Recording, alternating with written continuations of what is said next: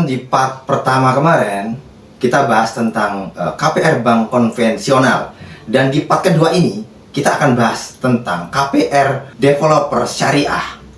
Dan tentunya di sini masih ada narasumber, yaitu Pak Yudiansyah Sitorus. Terima kasih Pak Yudiansyah sudah hadir di podcast hari ini. Part pertama kemarin itu kita menjelaskan tentang KPR bank konvensional, dan di part kedua ini banyak pertanyaan dari teman-teman di belakang yang ingin bertanya tentang KPR developer syariah. Mungkin dari Pak Yudi bisa menjelaskan tentang itu. Ya, baik, terima kasih teman-teman. Kemarin kita sudah bahas tentang bank konvensional ya, KPR bank konvensional.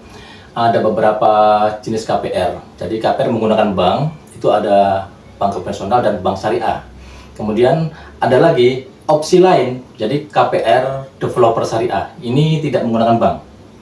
Developer syariah tidak menggunakan bank. Betul. Artinya seperti apa itu? Ya, artinya nanti saat konsumen membeli rumah, dia berakad langsung juga dengan pihak developer gitu.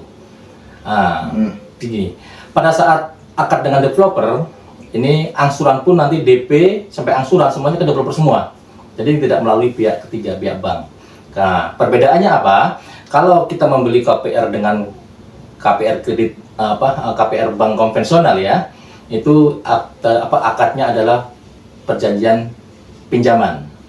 Kemarin kita bahas ya. Ya, betul. Nah, untuk yang developer syariah ini akadnya adalah jual beli. Jadi beda sekali.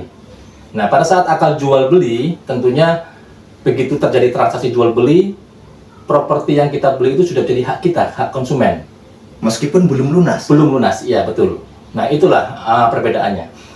Walaupun belum lunas, itu sudah jadi haknya konsumen, tetapi secara legalitasnya kayak surat-suratnya ya, kepemilikan surat-suratnya itu nanti akan dipegang sementara oleh pihak developer atau notaris. Oke, sebentar.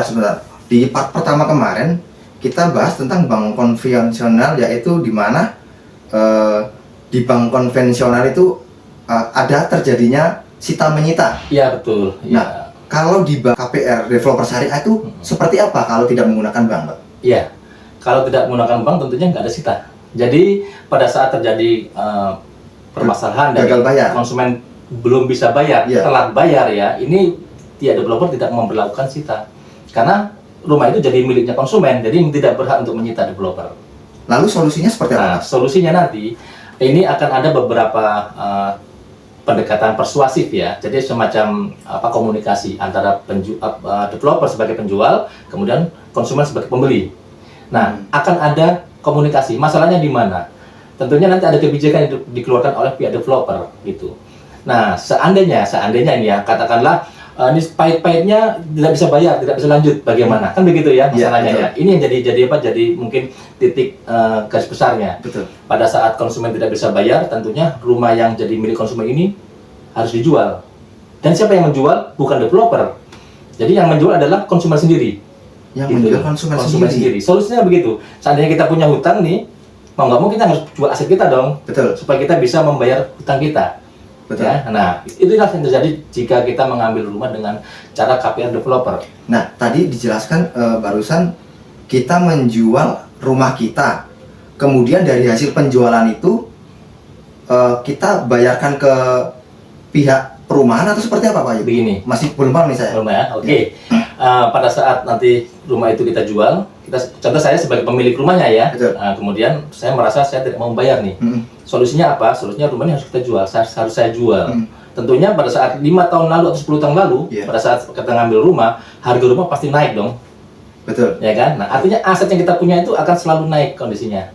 Rumah yang kita jual pun akan mengikuti harga pasaran. Betul. Kalaupun kita jual dengan ibaratnya tanda kutip butuh uang ya, nah itu pun tidak ibaratnya tidak jauh dari harga pasaran ya, di bawah harga pasar itu tidak jauh banget. Iya, betul. Artinya itu rumah kita jual, kemudian sisa angsuran, sisa yang dari kewajiban kita ke developer berapa kita bayarkan. Katakanlah seperti ini, kita sudah berhasil menjual rumah kita, Iya. kemudian kita bayarkan sisanya ke Sisa angsuran kita Sisa angsuran ke developer. developer. Yang belum lunasnya berapa itu kita bayarkan. Berarti kita masih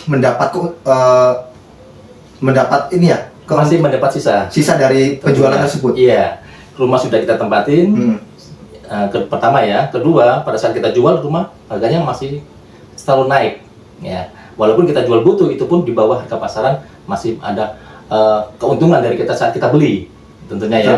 Pada saat sisa angsuran tinggal misalkan 5 tahun tentunya angkanya kan lebih kecil kan. Betul sekali. Nah itu akan kita bayarkan sisa angsuran itu kepada developer dan sisanya tentunya jadi hak miliknya iya pemilik rumah. Iya.